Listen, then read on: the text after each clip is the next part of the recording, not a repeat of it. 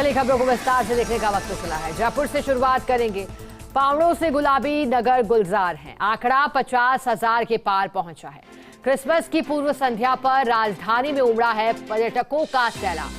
हवा महल ने मारी बाजी। आमेर आज दूसरे नंबर पर रहा। Nahargarh, Jantar Mantar, Albert Hall, Nahargarh biological park, Isarlat, Sisodia Rani का garden, Hathi Gaon, Nahargarh lion safari, Jhalana leopard safari, Amagarh leopard safari और रिजर्व रहे हैं पर्यटकों से आज पूरी तरह आबाद। आज से शुरू हुआ क्रिसमस न्यू ईयर को लेकर टूरिज्म का गोल्डन वीक। ज्यादा जानकारी देने के लिए हमारे साथ एसोसिएट एडिटर निर्मल तिवारी जुड़ गए हैं। निर्मल जी, उम्मीद पहले ही जताई गई थी कि दिसंबर माह के अंत में पर्यटकों का सैलाब उमड़ेगा, कुछ वैसा ही नजारा। आप जरा हमें आंकड़े बताइएगा, आज कितने सैलानी पहुंचे राजधानी जयपुर?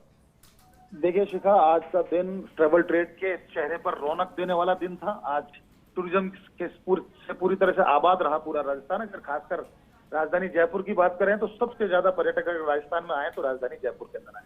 आज आंकड़ा 50,000 से पार पहुंच गया। सबसे ज्यादा जो पर्यटक पहुंचे वो हवा महल पहुंचे, जिसको कि जयपुर का मोर मुकुट कहा जाता है। 15,022 पर्यटक वहां पर पहुंचे। आमेर में शाम तक 13,995 पर्यटक पहुंच चुके थे, लेकिन चूंकि नाइट टूरिज्म है तो ये आंकड़ा 14,500 के आसपास जाएगा। उसके अलावा नाहरगढ़ की बात करें तो आंकड़ा 7,000 से ज्यादा। अगर जंतर मंतर की बात करें तो आंकड़ा 5,500 से ज्यादा। नाहरगढ़ बायोलॉजिकल पार्क ले लीजिए, आमागढ़, झालाना लेपर्ड रिजर्व ले लीजिए, चिड़ियाघर ले लीजिए, लॉयन सफारी, हाथी सफारी, ऐसा कोई जगह थी नहीं राजधानी जयपुर के अंदर गुलाबी नगर में जहां आज पर्यटकों की वहां पर चहलकदमी दिखाई नहीं दे। पूरे कनक घाटी से लेकर आमेर तक जाम की स्थिति बनी रही पूरे दिन, क्योंकि पर्यटक जबरदस्त संख्या में राजधानी जयपुर पहुंचे, खासकर गुजराती पर्यटक, दक्षिण भारतीय पर्यटक और विदेशों से आने वाले। और देखिए, अगर सीधे तौर पर बात करें, क्योंकि क्रिसमस की पूर्व संध्या है तो ट्रेवल ट्रेड ने भी बहुत ऐसे इवेंट रखे थे शिखा। खासकर बड़ी जो होटल्स है उसमें इवेंट रखे गए हैं, जो वे साइड जो रेस्टोरेंट है उनमें इवेंट्स रखे गए हैं, जो रिजॉर्ट्स है उनमें इवेंट्स रखे गए हैं। क्रिसमस को लेकर के एक ग्रैंड सेलिब्रेशन का दौर शुरू हो गया है। और देखिए, इसको तो 24 दिसंबर से 31 दिसंबर का जो गोल्डन वीक है उसकी शुरुआत इतनी भव्य तरीके से हुई है। अगर 50,000 से ज्यादा पर्यटक पहुंचे तो विश्वास मानिए आप कि अगले 7 दिन तक लगातार पर्यटकों की आवक में इजाफा होगा। और ट्रेवल ट्रेड उम्मीद कर रहा है कि सिर्फ राजधानी जयपुर में इन 7 दिन के अंदर 5 लाख से ज्यादा पर्यटक पहुंचेंगे। और खासकर जो न्यू ईयर का दिन होगा उस दिन ये संख्या अकेले 1 से 1.5 लाख की होगी, जो सिर्फ जयपुर के अंदर होगी। तो निश्चित तौर पर एक बहुत खुशियों का दिन है, बहुत उल्लास का दिन है। राजस्थान तो चूंकि कहते हैं ना कि पावना का प्रदेश है और लगातार हमारी तो जो अर्थव्यवस्था है वो भी सीधी तौर पर पर्यटन से जुड़ी हुई है। सीधे तौर पर लाखों लोगों को प्रत्यक्ष और अप्रत्यक्ष रोजगार इससे मिलता है। तो निश्चित तौर पर एक बड़े बड़े इवेंट हो रहे हैं। और जिस तरह से लोग जयपुर को एक हॉट डेस्टिनेशन के तौर पर जयपुर आ रहे हैं शिखा, ये बहुत शानदार इसको कह सकते हैं कि ये शुरुआत है।